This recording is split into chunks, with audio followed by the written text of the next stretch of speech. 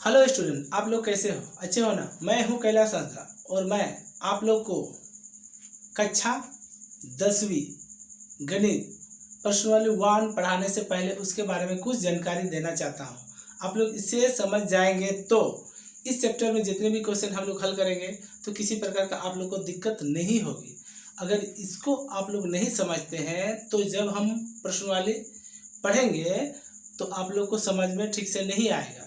तो देखिए, पहला क्या है? कक्षा 10वीं गणित वास्तविक संख्या एक का परिचय दे रहे हैं। संख्या होता है कितना? 2 प्रकार का, वास्तविक संख्या, दूसरा काल्पनिक संख्या। काल्पनिक संख्या उसे कहते हैं जो हम लोग अपने से कल्पना कर सकते हैं। तो यहाँ पर हम काल्पनिक संख्या लिखे क्या? x² - 5 बराबर 0। तो x² यहाँ लिखे और बराबर के इस पर आया तो माइनस था तो ये प्लस हो गया। तो x बराबर इधर लिखे, स्क्वायर को इस पर लाए तो इसमें रूट लगे, किसमें? 5 में। तो ये प्लस और माइनस में हो सकता है। तो हम लोग काल्पनिक संख्या अधिक नहीं पढ़ेंगे क्योंकि हम लोग को 10वीं कक्षा में काल्पनिक संख्या पढ़ना नहीं है। क्या पढ़ना है? वास्तविक संख्या। तो हम लोग वास्तविक संख्या के बारे में जानकारी प्राप्त करते हैं। वास्तविक संख्या ये क्या है? पहला नंबर याद रखना है, प्राकृतिक संख्या यानी कि n द्वारा सूचित करते हैं और 1 2 3 4 यानी कि 1 से संख्या को स्टार्ट करते हैं और लिखते जाते हैं। इसे क्या कहते हैं? प्राकृतिक संख्या। दूसरा में क्या लिखा हुआ है देखिए, पूर्ण संख्या। इसको W से सूचित करते हैं, 0 1 2 3 4 यानी कि 0 का मतलब क्या होता है? 0 यानी कि 0 से स्टार्ट करेंगे और हम लोग लिखेंगे 1 2 3 4 5 6 7 8 9 10 जितना तक हम लोग लिख सकते हैं। ठीक है।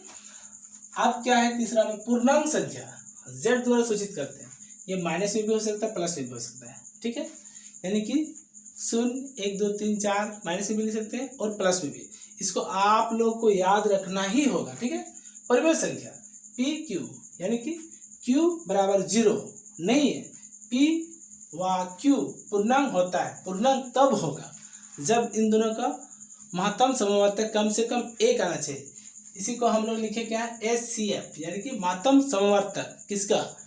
P और Q का कितना आना चाहिए? 1 आना चाहिए। ठीक है। अपरिमेय संख्या, अपरिमेय संख्या उसे कहते हैं जिसका वर्गमूल जब भी हम लोग निकालेंगे तो दशमलव में ही आएगा और कभी अंत नहीं होगा।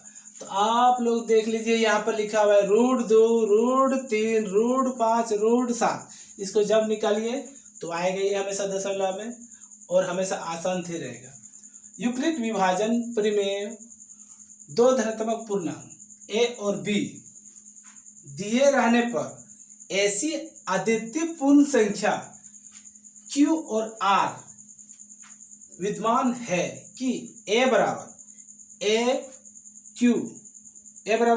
BQ है, BQ प्लस R, फिर यह क्या है? 0 से बड़ा R होना चाहिए और R से बड़ा B होना चाहिए, जहाँ Q बराबर भागफल है और R बराबर शेषफल है। ठीक है। तो आप लोग यहाँ पर देखिए, थोड़ा सा 7वां में लिख दिया है भाज किसको बोलेंगे? A को बोलेंगे भाज, और भाजक किसको बोलेंगे? Q को।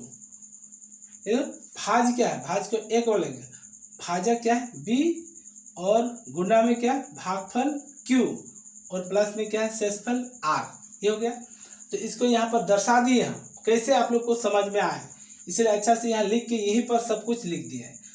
यहाँ पर क्या है? 9 है, 9 को 4 से भागा दें तो 4 दूना 8, 2 इधर लिखे तो ये क्या हुआ? भागफल। 8 यहाँ लिखे, इसको घटाया 1 है तो ये क्या आया? शेषफल। और ये 9 क्या था? भाज्य है, और जिससे 9 को भाग दिए उसको क्या है? भाजक। तो इसको आप लोग को याद रखना है। इसको अगर आप लोग को याद हो गया तो हम लोग जब भी प्रश्न को हल करेंगे तो किसी तरह का दिक्कत नहीं होगा। अगर आप लोग को समझ में आ रहा है तो लाइक और सब्सक्राइब कीजिए ताकि नेक्स्ट वीडियो जब भी हम लोग डालेंगे तो सबसे पहले आप ही देख सकते हैं। ठीक है।